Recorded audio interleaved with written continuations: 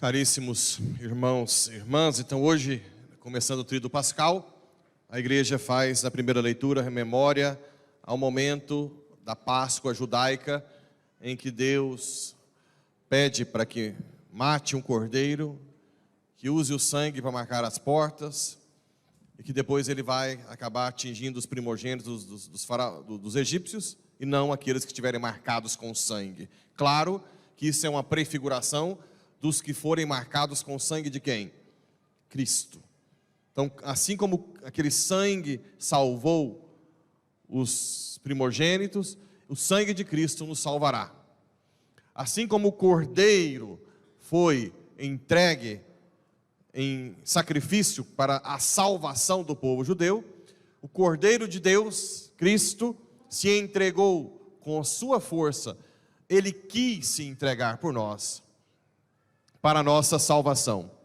Então sempre tem esse paralelo do Antigo Testamento para o Novo Testamento. Por isso que Jesus antecipa a ceia, faz a ceia judaica em praticamente tudo, deixa o último cálice do sangue e não usa o cordeiro. É sem o cordeiro. Não sei se na época os apóstolos acharam estranho, cadê o cordeiro? Porque o cordeiro seria ele entregue, né? Todos os evangelhos sinópticos, os três sinópticos quer dizer semelhantes, Mateus, Marcos e Lucas, descrevem a Santa Ceia, a instituição da Eucaristia. Só o evangelho de João que descreve o lava-pés. Ou seja, a Eucaristia está intimamente ligada à caridade, ao serviço.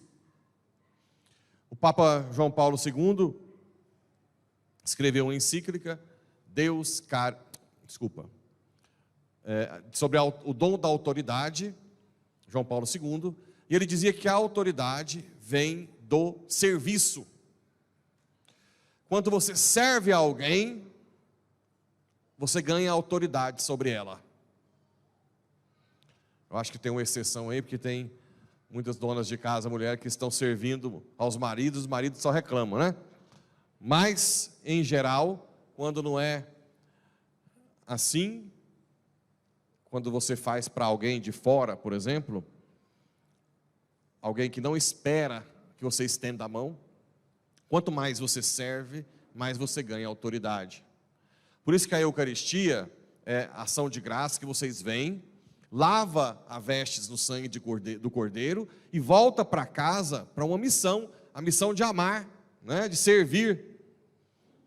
Um outro aspecto que foi muito bem estudado no Concílio Vaticano II e depois, tem alguns teólogos aí famosos, Lubac, que estudaram um pouco sobre a igreja e o sacerdócio. Antigamente, vocês viam que o sacerdote, o bispo, tinha muito poder, autoridade. Hoje não tem tanto. Tem autoridade espiritual, mas não tanto temporal. A igreja hoje reconhece que o padre, aquele que institui a Eucaristia, é aquele que sai do povo para receber um ministério para servir o povo. Por isso essa questão do lava-pés não é simplesmente um teatro, né? Cada dia mais eu tenho que aprender a servir mais, a me entregar mais. E Jesus, já sabendo que às vezes ia chamar uns filhos de papaizinho igual eu, ele já fez aquele versículo, né? Que existem aqueles que ele diz vai, e ele responde que vai e não vai. E tem outros que diz que não vai, mas depois vai. Muitas das vezes, quando Deus faz comigo, fico lá tentando, mas depois acabo indo. É melhor assim, dizendo Deus, né? Cristo. Que é melhor você dizer que não, mas depois a consciência pesar e ir lá e fazer, do que falar que vai e nunca fizer nada, né? Você deixar de servir ao Senhor. Então, Eucaristia e serviço andam juntos. Andam juntos. Nunca se foi pensado no povo judeu que o Messias fosse se tornar corpo e sangue, comida. Isso é inimaginável, né?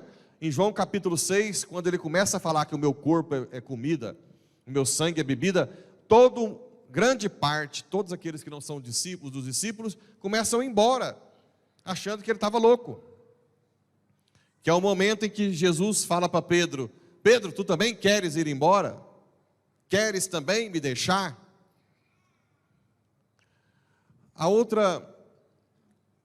Existem, por exemplo, algumas prefigurações do sacrifício de Jesus. Por exemplo, a passagem de Abraão e Isaque. Abraão é a prefiguração de quem? Do pai. Vocês lembram que Abraão leva Isaque, chega lá, o anjo diz para não matar o filho, e aparece um carneiro, não é? Para que ele seja crucificado no lugar de Isaque. Eu não sei qual dos padres da igreja, se é São João Crisóstomo, um dos padres da igreja dizia que ali é o seguinte: o carneiro que morre é a prefiguração do corpo humano de Cristo que morre. Isaque, que não morre, é a prefiguração do Filho divino, eterno do Pai, que não morre. Então sempre você vai ver no Antigo Testamento alguma coisa interessante que nos faz entender mais profundamente o Novo Testamento, principalmente a Eucaristia, que é a antecipação do céu. A Eucaristia, ela une paixão, morte e ressurreição, tudo ao mesmo tempo. Nós proclamamos a morte de Jesus e a ressurreição. Nela está todo o nosso processo de salvação. Ela é o ápice da nossa vida. Todo cristão, no mínimo, tem que estar aberto a amar a Eucaristia. Claro que é um ato de fé, porque pelos nossos sentidos é um pedaço de pão. A cor é pão, o gosto é pão, mas não é mais pão. Eu não sei se alguém acredita ou não, mas ontem eu recebi a última mensagem. Eu não sei se foi de Anguera ou Rainha da Paz. Rainha da Paz é a de Medjugorje, né? Dizendo que daqui para frente vão atacar muito a Eucaristia, né? Atacar dizendo que não é o corpo de Cristo, que não é o sangue, corpo, sangue, alma e divindade de Cristo. Espero que não aconteça isso no nosso meio, mas vocês devem cada vez mais aprofundar essa Eucaristia. Tem muita gente até hoje que fala que a missa não é fiel à ceia judaica, porque antes era como se fosse uma ceia mesmo, uma refeição. E por que hoje se transformou assim? Papa Bento disse o seguinte: tudo bem, nós lembramos um pouco da ceia na hora da comunhão, mas Jesus deu essencialmente uma mudança, dando sua vida, o sacrifício. Então a Santa Missa não é só ceia, ela é também o sacrifício de Cristo. Por isso que nós tentamos fazer o silêncio na missa, né? As músicas litúrgicas, porque é um sacrifício, é um momento sacrificial, que nós chegamos, apresentamos as oferendas, a nossa vida, e Jesus faz presente aqui hoje o mesmo sacrifício de 2000 anos atrás. Assim como esse momento, claro que lava-pés a gente só faz uma vez por ano, mas quando a gente celebra a Eucaristia, já tem que estar implícito o lava-pés. Implícito. E hoje eu tive uma experiência, hoje numa entrevista que eu dei no Oeste Goiano, me perguntaram sobre sexo livre. E eu disse: basta você entender um filho que não tem um pai em casa, a dor que é, e você vai entender como que a igreja não é retrógrada. Porque por mais que tenha contraceptivos, camisinhas, vira e mexe tem gravidez, né? Fora do casamento. Eu falei de toda a dor que é, eu faço vários atendimentos, né? E depois eu vim dar um curso de batismo, fazer a confissão da mãe do diácono, e uma viúva nossa aqui, que perdeu o marido há uns meses atrás, acabou quebrando o pé. E eu disse, meu Deus, viúva, que eu não visitei ainda, e ainda quebrou o pé. E o filho dela sumiu da igreja, 17 anos. E aí eu cheguei para visitá-la agora à tarde. Por isso que é interessante a gente entender que às vezes é tanta coisa para fazer, né? Aí conversei com ela, falei, cadê seu filho? Não, está no quarto, ele não sai quase do quarto, desde quando o pai morreu. Vai na escola, volta, às vezes não come. Aí eu cheguei no quarto, ele estava dormindo, liguei a luz e fiquei olhando para ele. Depois eu fiz cosquinha no pé dele. Aí ele abriu os olhos e ficou uns 3 minutos me olhando. Falei, não é um fantasma. Quando de repente ele me levanta e me abraça e fala, eu vou demorar 3 dias para processar que você veio aqui. Eu não acredito que você está aqui. Não me soltava mais, né? Levantou alegre, me acompanhou até o carro. Eu disse, agora você é o homem da casa, né? Você tem que cuidar da sua mãe. Agora com o pé quebrado, imagina. E a igreja? Aí ele olhou para mim e disse, eu te prometo que eu vou fazer o máximo que eu puder para voltar. O máximo que eu puder. A única coisa que precisou é o serviço de estar lá, né? A única coisa que precisou foi estar lá. Eu não tinha nem falado nada com ele. Fiquei em pé, com a luz acesa, esperando ele acordar. Depois eu achei estranho, que ele estava me olhando e não movia, né? E de repente ele levanta, dizendo que vai demorar um tempo para processar. O serviço tem um poder extraordinário, né? Extraordinário. Claro que a vida corrida de um padre, isso também me mostra que o padre, engraçado que padre em espanhol ou até em italiano é pai, né? Então, na verdade, a figura que ele viu é de um pai que ele estava sentindo falta. Um menino de 17 anos é muito ligado ao pai. E muitas vezes o padre tem tanta coisa para fazer que não consegue dar esse tempo, né? Vai para lá, vai para cá. E às vezes celebra a Eucaristia, mas não tem o tempo necessário para ir servir no lava-pés. E às vezes tem que se juntar as duas coisas, né?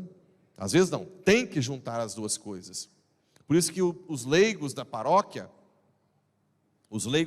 têm que estar muito bem engajados. Não pode deixar acumular coisa para padre, por exemplo, litúrgica, organização. Isso o padre cada vez mais tem que fazer menos. E ao mesmo tempo apontar as pessoas que precisam de visita, né? Padre, tem pessoas que precisam da sua visita. Tem um jovem, todos os jovens, inclusive até teve um que a Ilma pediu para eu visitar, que não saía do quarto há anos, não é isso? Não sei se ela está ali.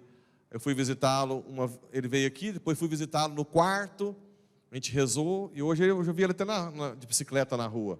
Aí ele disse que a mãe falou que agora ele sai do quarto, né?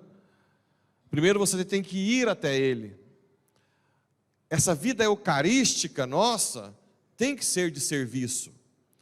E nisso, eu não gosto de falar muito nisso, porque fica parecendo que eu estou reclamando mas eu amo meus pais. Infelizmente, as nossas gerações estão perdendo muito a capacidade de servir, né? Eu vejo as gerações da minha mãe para trás, é impressionante como serve. Impressionante, né?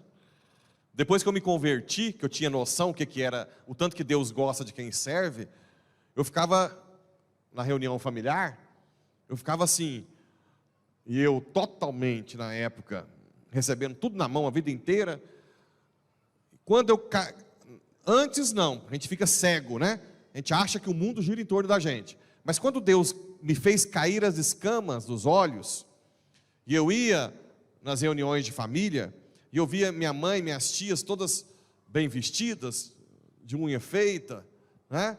Aí acabava o almoço, uma pegava um pano de chão, a outra começava a lavar, arear a panela. Eu falava, gente, mas minha cabeça dava um nó.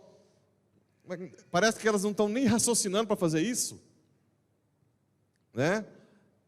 Senhor, um dia será que eu vou conseguir ter essa capacidade?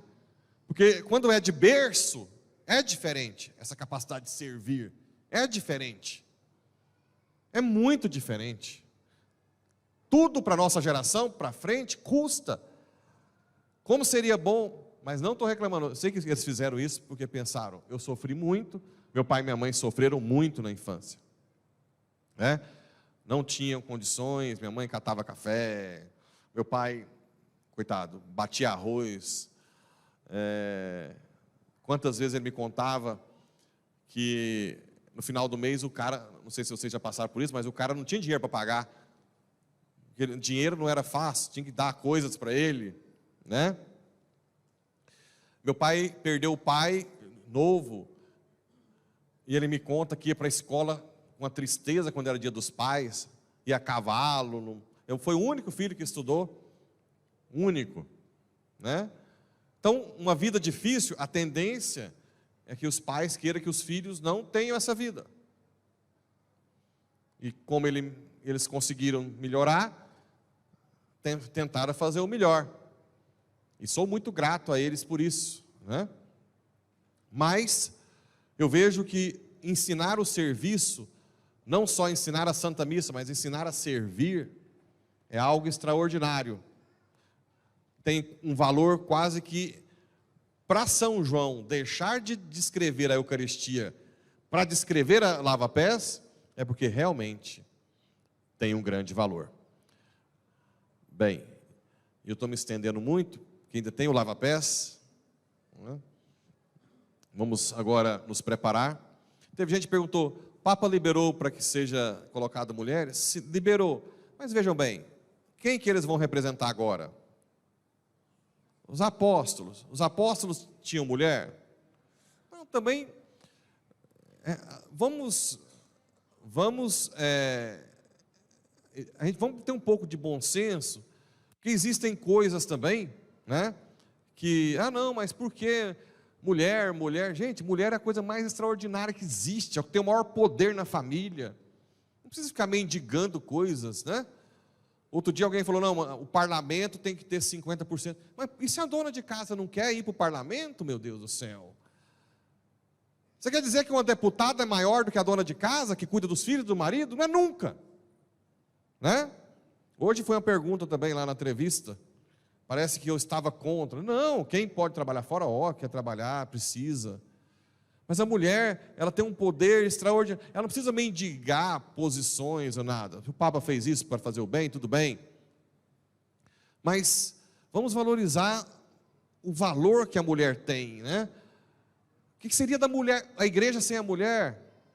Quem comanda a igreja praticamente tudo são as mulheres.